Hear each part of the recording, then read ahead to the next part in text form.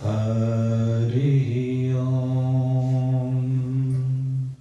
चिदानंद रूप शिवोहम शिवोहम शिवोहम शिवोहम शिवोहम शिवोहम।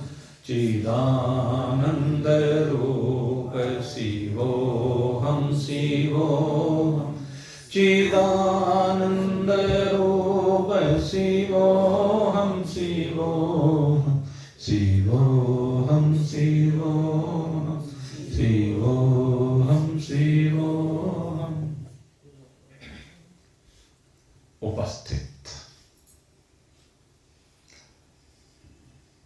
भगवत प्रेमी सज्जन प्रयुक्त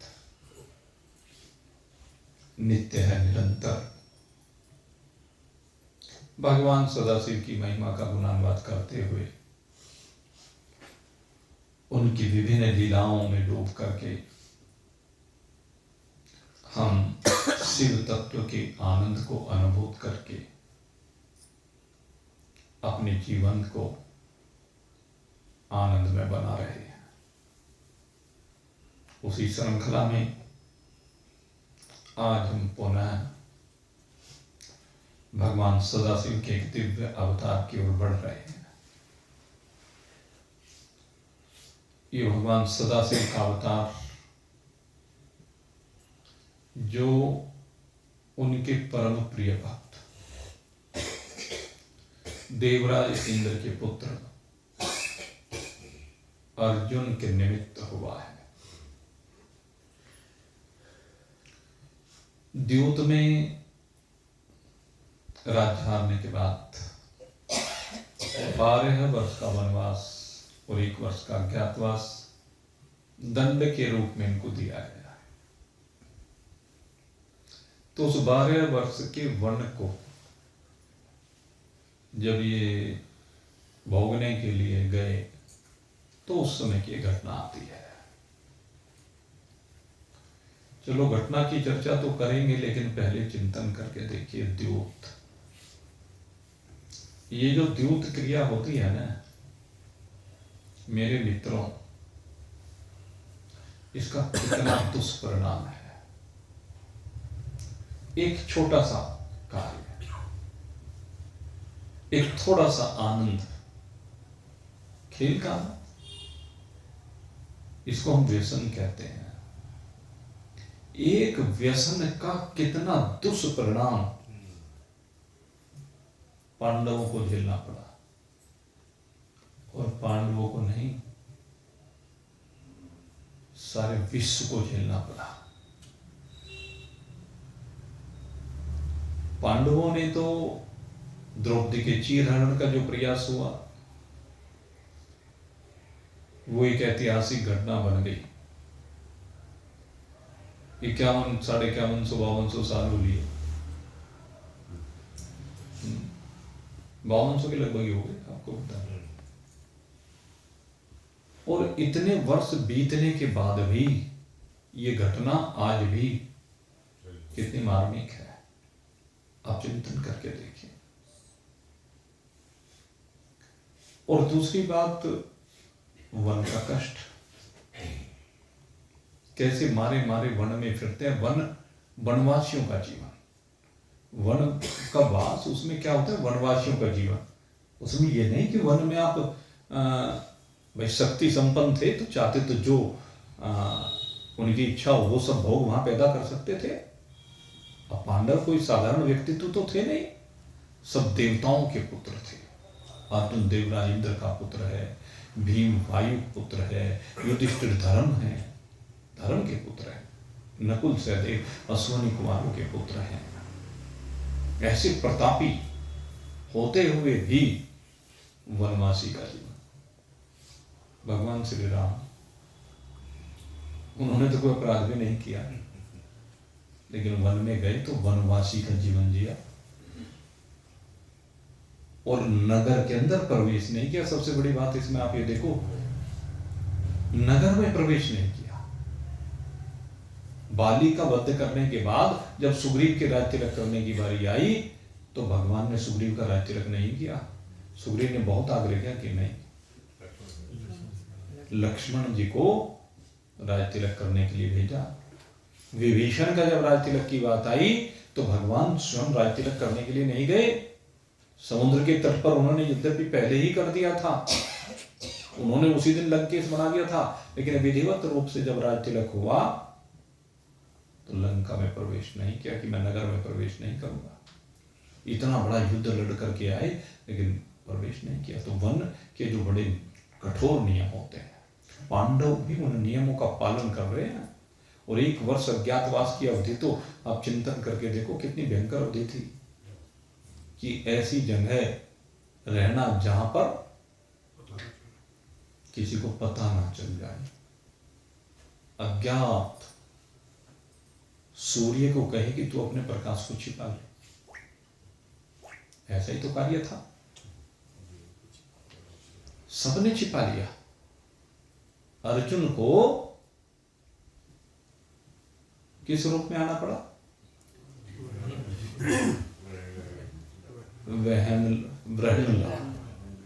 एक हिजड़े के रूप में। इससे उसके लिए और क्या कष्टकारी हो सकता है? युधिष्ठिर सेवक बने, धर्मराज के पुत्र होकर के एक सेवक, नौकर बन गए। नौकरी तो है, सेवक माने क्या है? नौकरी करना, दास की नौकरी करना। भीम रसोईया बना बैठा है। इसको अपना शरीर भी छुपाना बड़ा मुश्किल काम था। चिंतन करके देखें कैसे कष्ट। अश्वनी कुमार वो के पुत्र जो नकुल और सहदेव घुड़साल में घोड़ों लीद साफ कर रहे हैं। आप सोच के देखो कैसे कैसे दिन इनको देखने पड़े एक व्यसन की वजह से। युधिष्ठिर का एक व्यसन, और मैं कहता हूं चलो इन्होंने तो, युधिष्ठिर ने व्यसन किया, उसका फल भोगा, लेकिन उसका फल मेरे मित्रों जरा महाभारत के युद्ध के ऊपर चिंतन करके देखो। जो महाभारत का युद्ध हुआ उसमें 18 अक्षौहिणी सेना पूरे देश से आई। 18 अक्षौहिणी सेना कहां कहां से आई? यहां हस्तिनापुर का खेल था, खेल हस्तिनापुर का, और भोगना किस किस को पड़ा? आप देखो कहां तक, ईरान तक से, इधर से पूरा हमारा north east, south west, east west north south के ना, चारों दिशाओं से। और कितने लाल उसमें शहीद हो गए जिनका कोई दोष नहीं था, जिन्होंने कोई व्यसन नहीं किया था, लेकिन वे सैनिक थे। उनको मित्रता के कारण से आना पड़ा। चिंतन करके देखो, करोड़ों विधवाएं हो गई, करोड़ों। उन नारियों के बारे में जरा चिंतन करके देखो जो विधवा हो गई, जिनके बच्चे अनाथ हो गए, उन्होंने कैसे अपने जीवन को जिया होगा, पीढ़ियां गुजर गई। युधिष्ठिर का तो एक व्यसन था, लेकिन उसका दुष्परिणाम किस किस को झेलना पड़ा है। कितनी माओं के लाल गए, कितनी विधवाएं, कितने अनाथ, कितने घरों में आगे पता नहीं क्या राजसी जीवन में जीते होंगे, और आगे क्या भिखारी का जीवन उनको जीना पड़ गया होगा। समय का पता नहीं लगता। वो आता है ना हमारे महाराणा प्रताप के बारे में, क्या दिन, कहां महाराणा प्रताप चेतक पर बैठ करके जब चला करते थे, ऐसा दिव्य वंश, और घास की रोटियां खा करके गुजर करनी पड़ी। अनाज की रोटियां नहीं मिली, घास की रोटियां, जो घास सड़कों पर उग जाता है। सोच के देखो क्या दिन देखने पड़े। तो वनवास का जीवन ऐसा जीवन होता है मेरे मित्रों। 100 शेर का तो उनका भाला था, रखा है अभी। चिंतन करके देखो कितने बलिष्ठ हैं। घास खा के भी वो उस 100 शेर के भाले से युद्ध किया करते थे। बड़ा दिव्य हमारा इतिहास है, संस्कृति है। तो मैं यही कहता हूँ मेरे मित्रों, ये जब व्यसन है ना, ये व्यसन विनाश कर देते हैं, व्यसन विनाश की गाथा लिख देते हैं। इसलिए व्यसनों से बचो। व्यसन चाहे कहीं का भी हो, और मेरे मित्रों व्यसन होना स्वाभाविक है, लेकिन व्यसन को छोड़ना अस्वाभाविक है। और हमें तो अस्वाभाविक ही तो बनना है। सत्संग क्या कहता है? सत्संग में आकर के जिसने व्यसन को छोड़ दिया ना, वही तो भगवान को प्रिय होता है। और सत्संग में भी आकर के, हमारे संग में भी आकर के, अगर यदि कोई व्यसन को ना छोड़े तो उसको क्या कहें? उसका भाग्य ही खराब है। और कोई विशेष बात नहीं है ये सब विकारों को छोड़ना। कई प्रमाण हमारे जीवन में मिलते हैं, हमने देखे हैं। हमने एक बार शुक्रताल में आह्वान किया। हमने क्या देखा कि शुक्रताल की घटना में आपको सत्य घटना बता रहा हूं। शुक्रताल में कथा करने के उपरांत जैसे हॉल से बाहर हम निकले तो मैंने क्या देखा, कुछ लोग बाहर बैठे हुए जो कथा सुनने के लिए गए हुए थे, और उनसे इतना ही बेहद सहन नहीं हुआ कि कथा में से निकल करके आए और आते बस वो बीड़ी के सुट्टे लगाने शुरू कर दिए। बर्दाश्त नहीं हुआ उनसे, क्योंकि ये बीड़ी के जो धसकी होते हैं ना, वो मौके की तलाश में रहते हैं। जी शमशान किसके? ये शौचालय में नहीं मानते। ऐसे ऐसे पागल लोग हैं। तो खैर आपको बताएं, वहां जब हमने देखा तब हमें बड़ा बुरा लगा। वो सुख तीर्थ की भूमि, वो भागवत भूमि, जहां पर श्रीमद् भागवत का उपदेश दिया परीक्षित जी को सुखदेव ने, और उस भूमि पर मुझे देख करके बड़ा बुरा लगा। और फिर अगली जो कथा हुई, उस अगली कथा में हमने कहा इस विषय को लेकर, अरे यहाँ सुख तीर्थ की भूमि पर आकर भी तुम इतना बड़ा पाप कर रहे हो, मंदिर में बैठ करके बीड़ी पी रहे हो, धिक्कार है तुम्हें। यहां सत्संग में आने के बाद, शुक्रताल की भूमि पर आने के बाद, इस गंगा जी के किनारे पर आने के बाद भी तुम बीड़ियां पी रहे हो। लज्जा नहीं आती, शर्म नहीं आती तुम्हें? और जब हमने आह्वान किया, उस दिन कई व्यक्ति उन्होंने संकल्प किया, और अभी पीछे एक व्यक्ति मिल गया, वैसी बातचीत हुई, और बातचीत होने पर उसने कहा कि नहीं गुरुजी, बस आपने जो उस दिन कहा था उसी दिन बस मैं तो वहीं तोड़ आया था बीड़ी का बंधन, छूट गई, मन की बात है। और आप जानते हैं, सुबह से शुरू हो जाता था एक व्यक्ति, और सुबह से शुरू होने पर हमने भागवत जी की कसम दिलवा दी, तभी छोड़ दी कई सालों में। उस दिन से छू के भी नहीं देखी। तो ये केवल मन बनाने की बात है। अरे सत्संग का परिणाम यही तो है। तुम सत्संग करके भी, हमारे संग में रहकर भी अगर बीड़ी को नहीं छोड़ सकते, सिगरेट को नहीं छोड़ सकते, शराब को नहीं छोड़ सकते, गुटखे को नहीं छोड़ सकते, फिर तुम भगवान की बात कैसे करते हो? उसके बाद भी तुम कहते हो कि हमें भगवान मिल जाएगा। मिलेगा नहीं बिल्कुल भी, बताता हूं तुम्हें। भगवान को पाने के लिए पवित्रता तो लानी पड़ेगी। एक विकार, एक छोटी सी चीज नहीं छोड़ पा रहे हो। अरे अच्छी अच्छी चीजें खाओ, अच्छी अच्छी चीजें पियो, तब तो ठीक है, लेकिन अपने कलेजे को जलाते हो, अपने हार्ट को खराब करते हो, अपनी किडनी को खराब करते हो, अपने लीवर को खराब करते हो। ये व्यसन तुम्हारे शरीर को खराब कर रहा है, तुम्हारे परिवार को परेशान कर रहा है। इसलिए इन चीजों से बचना जरूरी है। मैं कहता हूं व्यसन का परिणाम ये झेल रहे हैं। तब करने बैठा है अर्जुन, उसे मालूम हुआ भगवान वेद व्यास जी से, उसे भगवान श्री कृष्ण ने आदेश दिया कि तुम भगवान सदाशिव को मनाओ, देखो भगवान सदाशिव की महत्ता कितनी है। कहने लगे तुम भगवान सदाशिव को प्रसन्न करो, और इससे बढ़िया समय कौन सा मिल सकता है। यहां वन में किस लिए आए हो तुम? यहां पर कोई खाद छानने के लिए थोड़े ना आए हो। यहां किस लिए आए हो? के लिए तप करने के लिए आए हो। अर्जुन तप करो, इस भूमि पर आकर के तुम्हें तप करना है, इस भूमि पर तुम्हें अपने को तपाना है, इस भूमि पर आकर के तुम्हें भगवान सदाशिव को ले जाना है।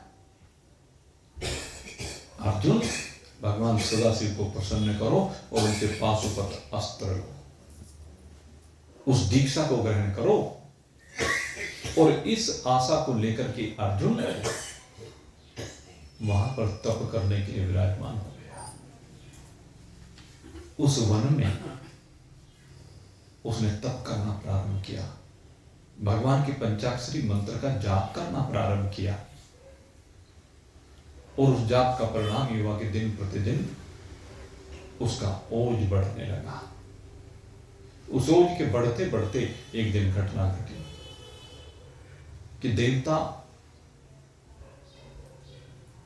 उसके उस दिव्य तेज को देख करके दौड़े हुए स्वयं भगवान सदाशिव के पास गए और भगवान सदाशिव को जाकर के कहा कि प्रभु देखो, आपका एक भक्त आपके लिए परेशान है, आपको चाहता है,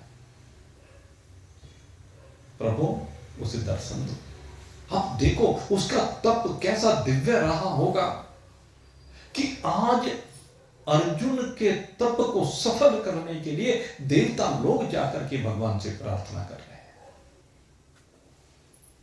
और देवताओं ने जब जाकर के प्रार्थना की, भगवान सदाशिव ने कहा चिंता मत करो, मैं अर्जुन के पास अवश्य जाऊंगा, अर्जुन को अवश्य दर्शन दूंगा, क्योंकि उसने मेरी भक्ति पूरी निष्ठा के साथ की है, पूरी एकाग्रता के साथ की है, और उसने जो मेरी भक्ति की है कहते शास्त्रोक्त रीति से की है, इसलिए मैं उसको फल देने के लिए जरूर जाऊंगा। भगवान सदाशिव चले हैं, लेकिन इधर एक दूसरी घटना घट गई। कहते एक मूक नाम का दैत्य था। वो जो मूक नाम का दैत्य था बड़ा भयंकर था। उसने देखा अर्जुन को तप करते हुए तो सूकर का रूप बनाया, और सूकर का रूप बना करके वो अर्जुन पर हमला करने के लिए बहुत जोर जोर से दहाड़ मारता हुआ, चिंघाड़ता हुआ चल देता है वन की ओर। और वन में भयंकर गर्जना करता हुआ जब वो जा रहा था तो अर्जुन ने उन आवाजों को सुना, और उन आवाजों को सुनने के बाद उसने अंदाजा लगाया कि ये कोई साधारण जीव नहीं है, बड़ा भयंकर है, जिसका गर्जन इतना भयंकर है कि गर्जन सुनकर के धरती भी कांपने लगी। ये असुर ऐसे बलवान हुआ करते थे, धरती कांपने लगती थी।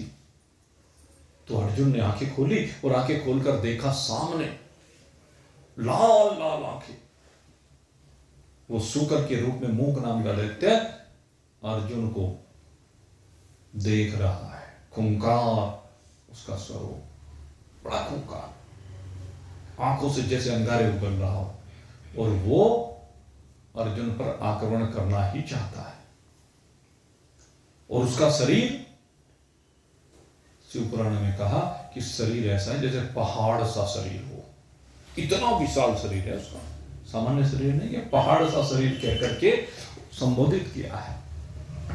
और जब उस पहाड़ से शरीर को देखा तो अर्जुन कहने लगे भाई ये तो अब इसको तो मुझे भले ही मैं तप कर रहा हूं, लेकिन धनुष बाण साथ में रखा हुआ था। तो तुरंत धनुष बाण को उठा लिया अर्जुन ने, और धनुष बाण उठा करके भगवान सदाशिव का, क्योंकि तप कर रहा था, उन्हीं का आह्वान किया, उन्हीं का नाम स्मरण किया, और उन्हीं का स्मरण करते हुए उसने वो तीर उस सूकर की ओर चला दिया।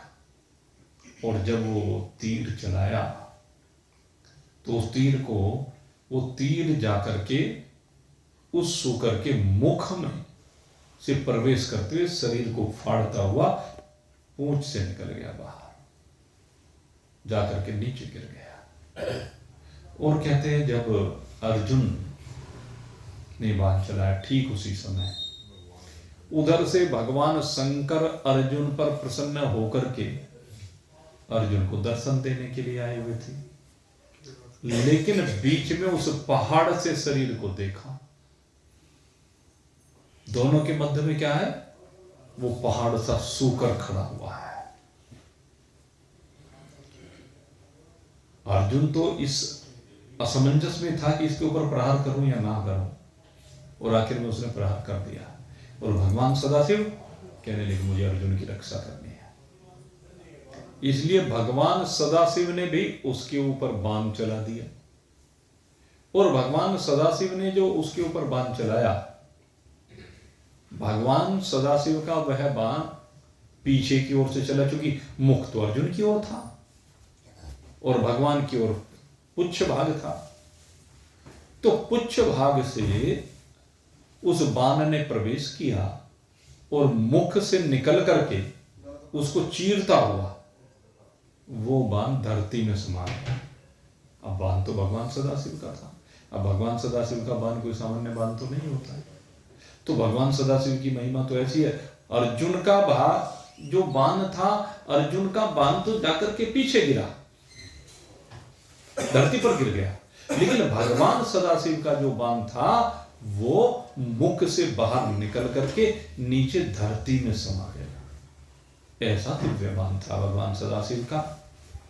और भगवान सदाशिव जो वहां पर आए हैं वो एक भील के वेश में आए हैं, भील बनकर के आए, जिसको किरात भी कहा गया।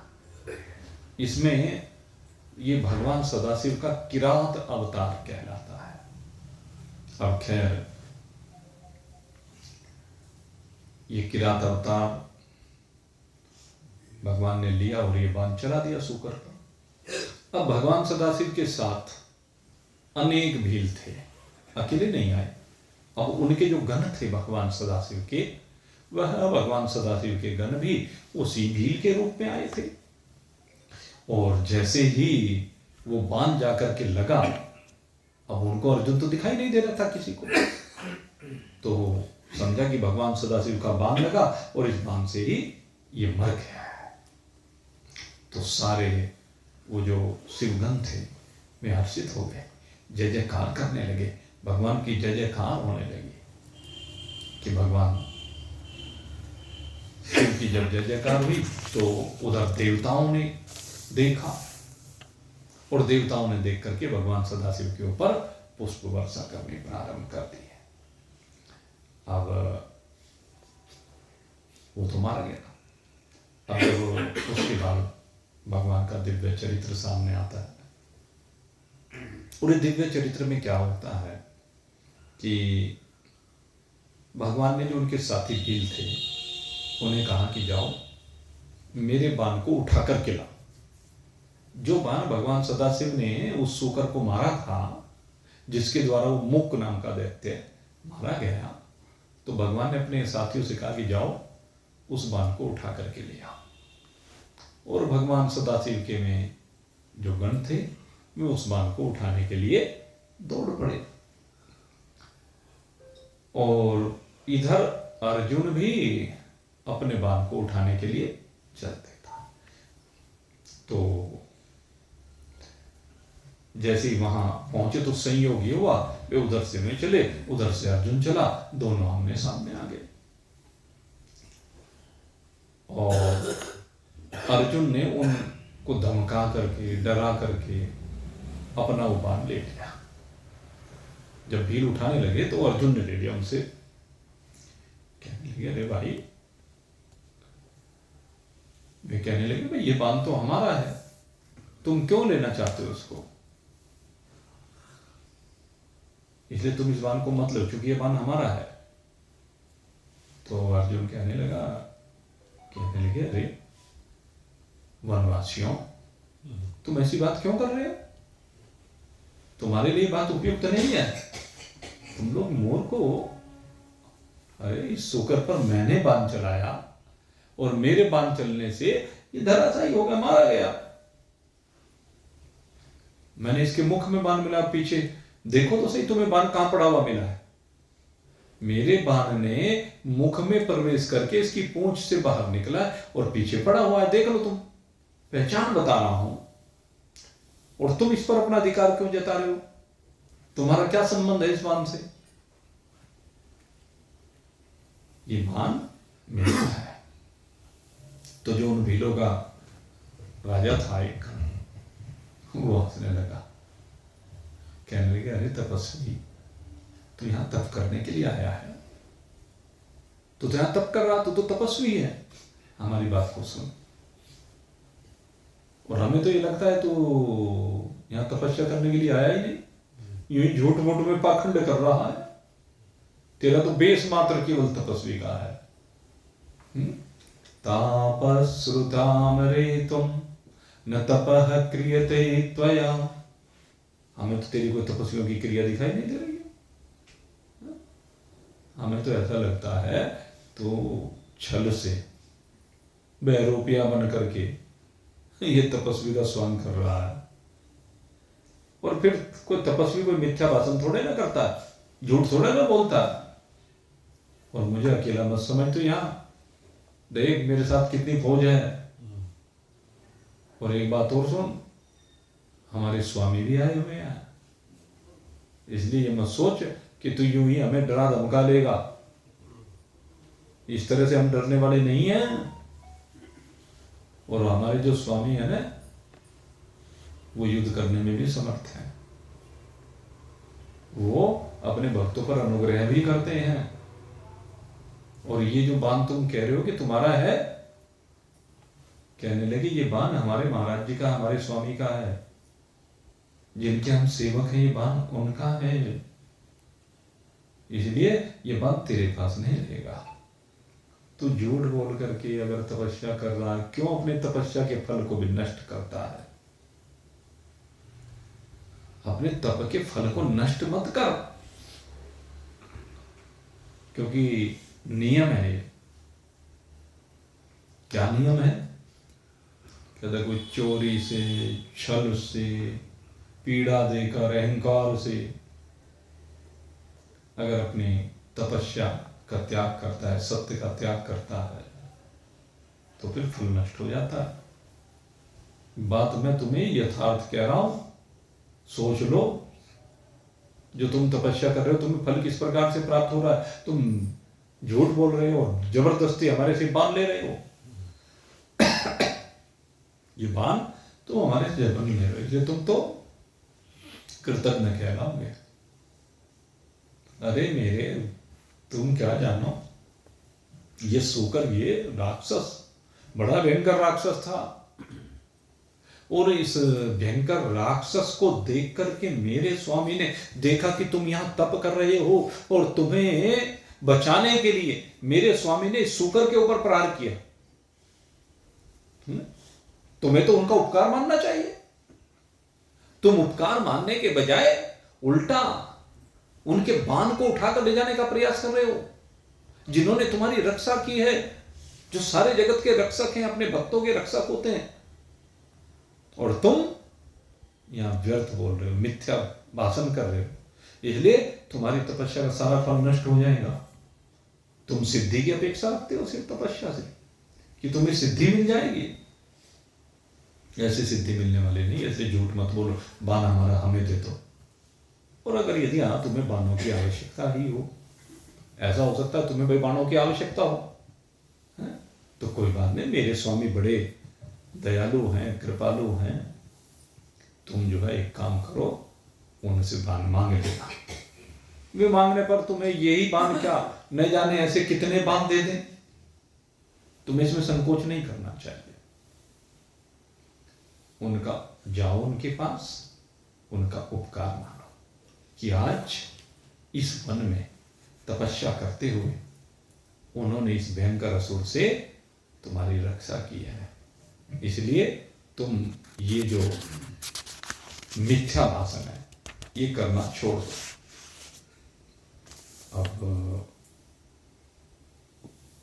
बार बार भील जो है ऐसे वाक्य कह रहा है, तो अर्जुन को भी क्रोध आ गया। और अर्जुन कहने लगा, अरे भील तू कैसी बातें कर रहा है, तू सत्य क्यों नहीं बोल रहा है? अरे मेरी बात को सत्य मानो, मैं कोई झूठ थोड़े ना कह रहा हूं, लेकिन तुम तो ठहरे बनवासी भील, अब तुम क्या जानो सत्य क्या होता है, तुम तो चोर लोग हो, इसलिए मेरा बाण चुराने के लिए आए हो। लेकिन अब अगर यदि मैं देखूं तुम्हारे साथ युद्ध भी क्या करूं, एक बाण के लिए तुमसे युद्ध भी क्या करूं, तुम जैसे अधमों से युद्ध भी करना मुझे अच्छा नहीं लग रहा है, इसलिए जाओ वापस चले जाओ। और एक चीज और बताता हूं, कहने लगे तुम इस बाण को देखो जरा, इस बाण को देख लो, इस बाण के ऊपर मेरा नाम लिखा हो। एक इसमें सबसे बड़ी बात बताई, कहने लगे इस बाण के ऊपर मेरा नाम लिखा, तुम देखो तो सही, मिथ्या भाषण करने से पहले। और तुम कहते हो कि मैं जाकर के तुम्हारे जो मालिक हैं उनसे बाण मांग लो, कैसी बात करते हो? अरे हम राजा लोग रहे हैं, भले इस समय वनवास में आए हुए हैं, हम याचक थोड़े ना, हमारा काम देने का है, मांगने का है।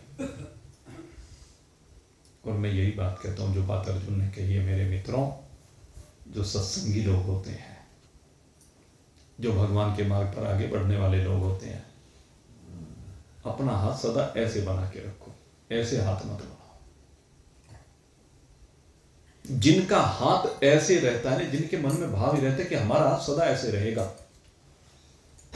और जहां भी मौका मिले हर जगह ऐसे हाथ रखो, तो मेरे मित्रों याद रखना, हाथ ऐसे करने की आवश्यकता नहीं पड़ेगी। अगर हां हाथ ऐसे करना है तो केवल एक जगह पर करना है, केवल भगवान के सन्मुख। यही शास्त्र का सिद्धांत है। हमारे संत और ग्रंथ बार बार यही बताते हैं कि आप अपना हाथ भगवान के आगे फैलाइए। और वेदांत तो ये कहता है आपको भगवान के आगे भी हाथ फैलाने की आवश्यकता नहीं है।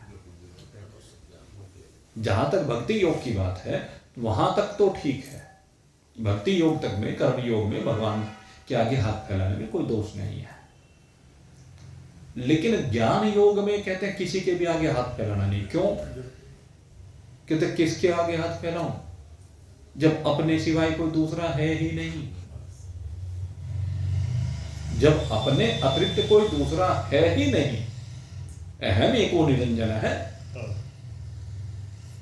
वासुदेव है सर्वमिति, सर्वत्र जब एक ही वासुदेव है तो मैं किसके आगे हाथ फैलाऊं? मेरे लिए किसी के आगे हाथ फैलाना बनता नहीं है। और जब तक शरीर की यात्रा चल रही है तब तक प्रारब्ध के अधीन शरीर चलता है सो चले और नहीं चलता है सो ना चले। इसलिए मेरे लिए न मांगने का नियम है न देने का नियम है। समय पर शरीर से जो हो गया सो हो गया। मेरा शरीर की इस यात्रा से कोई संबंध नहीं है, क्योंकि शरीर अलग है और मैं अलग हूं। मेरी वास्तविकता ये शरीर नहीं है, मेरी वास्तविकता एक परमात्मा है, मेरी वास्तविकता वो शिव तत्व है। मेरी वास्तविकता क्या है? चिदानंद रूप शिवो हम शिवो, चिदानंद रूप शिवो हम शिवो। मेरी वास्तविकता केवल एक चैतन्य आनंद वो शिव तत्व है। इसलिए अपनी इस वास्तविकता को ही हमें अनुभव करना है और इस वास्तविकता को अनुभूत करके आनंद से संयुक्त जीवन को जीना है। तो मेरे मित्रों, आप सबके लिए बहुत बहुत शुभकामना करता हूं कि आप आनंद संयुक्त जीवन को जिए। और आज यहीं पर अब समय हो गया तो विश्राम देना पड़ेगा। कल फिर आपकी सेवा में उपस्थित होंगे और भगवान सदाशिव और अर्जुन दोनों का मिलन होगा। इस किरात अवतार में अब भगवान का मिलन की बारी है। वो प्रसंग कल आपके सामने रखेंगे। आप सबके लिए बहुत बहुत शुभकामनाएं। और भाई, मैंने कल भी आपको बताया था ये सत्संग अब 20 तारीख तक चलेगा, यानी 3 दिन और, सोमवार, मंगलवार, बुधवार। 21 तारीख को जो हमारे यजमानगण हैं, यजमानों के लिए एक मीटिंग रखेंगे जिसमें सारे दिशा निर्देश उसमें दिए जाएंगे, और आप लोगों के लिए भी, सबके लिए जो भी विषय हैं धीरे धीरे करके हम बता ही रहे हैं। तो और जो भी चर्चा है वो करेंगे। और विशेष रूप से मैं वेशभूषा के बारे में आपसे कह रहा था, वेशभूषा का विशेष ध्यान रखना है। वहाँ सफ़ेद धोती कुर्ता और महिलाओं के लिए लाल पीली साड़ियाँ, यही अलाउ है। और बाहर से परिक्रमा करें, दर्शन करें पूजा स्थल की। पूजा स्थल तैयार हो रहा है, आज होते होते आज पूरा 1 सप्ताह हो गया, 8वां दिन है जब से पंडाल तैयार होने लग रहा है। तो एक बार जाकर के निरीक्षण भी कराएं, ठीक है। और किसी का कोई भी विषय होगा तो उसकी भी चर्चा आप करते रहना। और 22-23 2 दिन वहाँ पर शाम को 5 बजे मीटिंग रखेंगे। मीटिंग मतलब मिलना है वहाँ पर, क्योंकि भाई फिर तो हनुमान टिल्ले पर ही रहेंगे ज़्यादातर। तो 24 तारीख से तो चूँकि कार्यक्रम है ही, तो इसलिए 22 और 23 तारीख में दोनों दिन व्यवस्थाओं को लेकर के वो चिंतन करते रहेंगे। सभी 5 बजे वहाँ पर आए, मिले, बैठे, जो भी कुछ दिखाई दे कमी बेसी उसकी पूर्ति करें, ठीक है। तो आप सबके लिए बहुत बहुत शुभकामनाएं करते हुए यही वाणी को विश्राम। बोलिए सच्चिदानंद भगवान की।